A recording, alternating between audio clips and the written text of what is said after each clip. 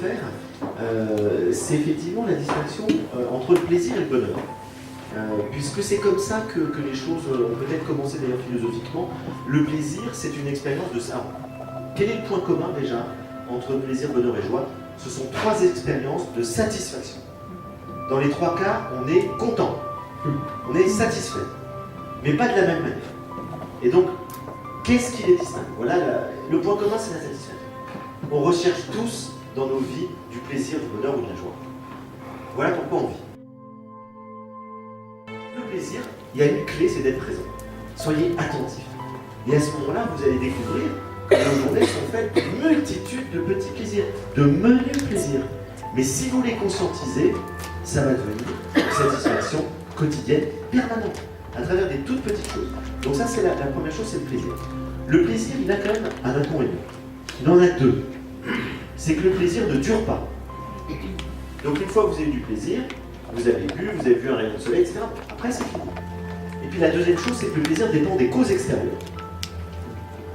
Le plaisir, vous avez besoin de boire, vous avez besoin de regarder un paysage, vous rencontrez un ami, c'est toujours une cause extérieure qui crée du plaisir.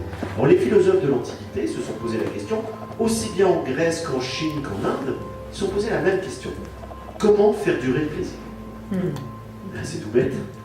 Comment faire que le plaisir dure et que le plaisir ne soit pas lié qu'aux causes extérieures?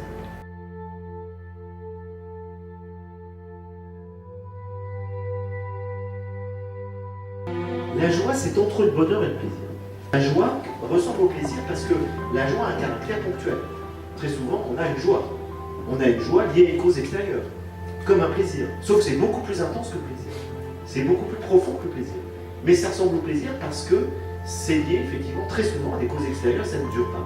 Et puis ça ressemble au bonheur parce que des fois, on est tout simplement dans un état joyeux. Et on arrive progressivement, peut-être, si on fait certaines choses, à être de plus en plus joyeux, durablement, au-delà des événements extérieurs.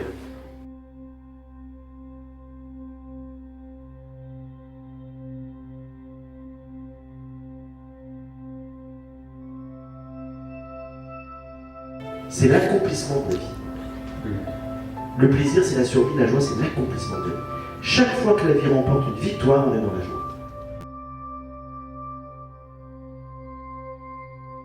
On a appelé bonheur un état d'être qui est une satisfaction durable, à l'inverse du plaisir qui est une émotion passagère. Et donc le bonheur, c'est un plaisir qui dure. Et on dit j'ai du plaisir en fonction d'une expérience ponctuelle, on dit je suis heureux parce que globalement et durablement on est satisfait. La deuxième but de la sagesse, c'est de ne plus dépendre des choses extérieures. C'est d'arriver à ce que le bonheur soit en soi. Que le bonheur soit un état d'être qui soit lié à un regard qu'on porte sur la vie et non plus aux événements de la vie. Ça, c'est la clé du bonheur tel que les sages de toutes les traditions, de tous les courants philosophiques cherchent à en parler.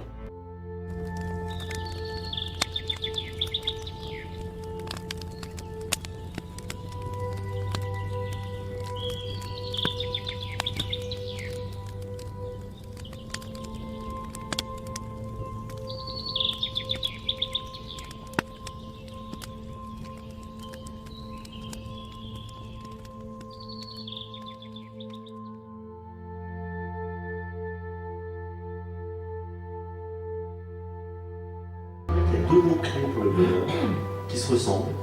C'est le contentement et c'est le consentement.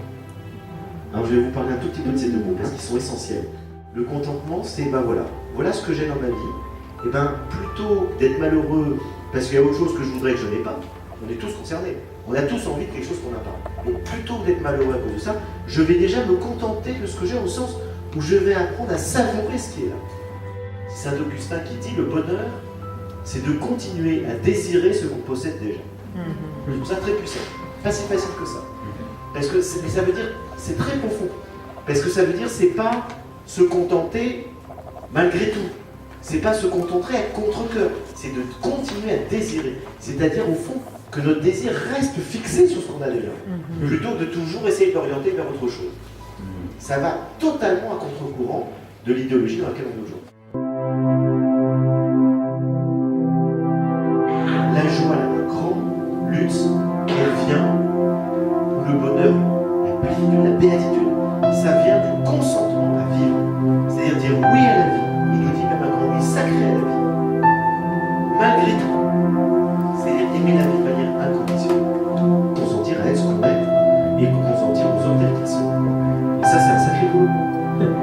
qu'effectivement, s'aimer soi-même, c'est déjà un gros problème. C'est pas si facile que ça. Et pourtant, le consentement à la vie, c'est déjà dire voilà, j'aime ma vie, j'aime mon corps, je m'aime comme